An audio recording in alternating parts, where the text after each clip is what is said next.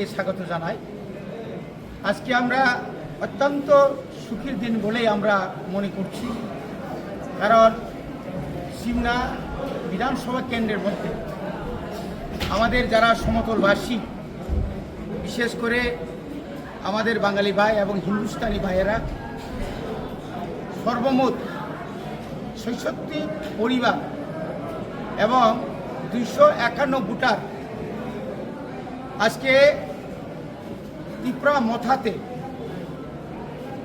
তিপ্রা মথাতে তারা যোগদান করেছেন।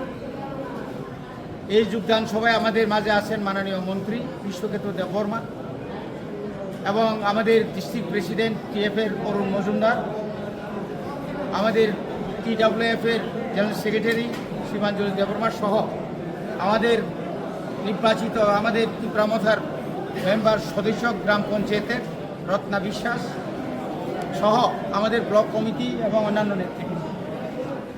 কারণ আপনারা নিশ্চয়ই জানেন, ইদানিংকালে রাজ্যের ধর্মনগর থেকে সাকুন পর্যন্ত বিভিন্ন এলাকায় বিভিন্ন জেলাতে রাজ্যের শাসক দল, হয়তো আপনারা প্রশ্ন করতে পারেন আপনারাও তো ওদের সঙ্গে আছেন, তারপরেও বিশেষ করে এই সিমনা এলাকায় আমাদের যারা সমতলবাসীদের মধ্যে একটা তাদের মধ্যে একটা নতুন করে একটা জাগ্রত হয়েছে যে আমরা জাতীয় দল সেরে আঞ্চলিক দলের দিকে আমরা থাকব।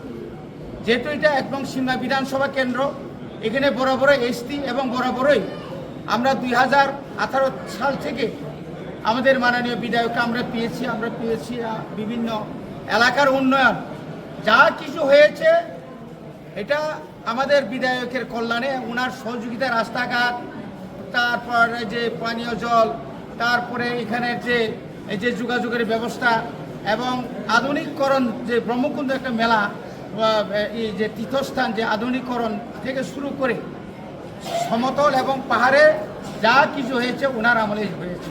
আমরা 25 বছরেও সেটা দেখতে পাইনি।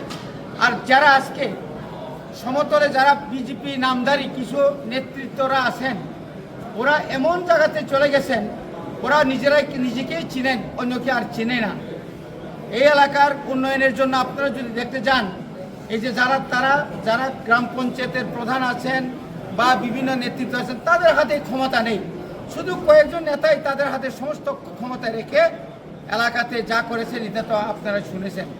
কাজে আজকে যারা নবাগতদের আমরা অত্যন্ত খুব আনন্দের সহিত এখানে জাতি উপজাতি এবং এটা শান্তি সম্প্রীতি এবং এলাকার উন্নয়নের স্বার্থে ওরা বলেছে আগামী দিনে এই এলাকায় আরও বিরাট অংশ সমতলের বিরাট অংশ ওরা আমাদের তিপ্রামথাতে যোগদান করবে এবং আমরা আশা রাখি এই এলাকা উন্নয়নের জন্য আমরা ওদের সঙ্গে থাকব, ওনাদের পাশে থাকব, আপদে বিপদে সমস্ত কিছুতে আমরা থাকব।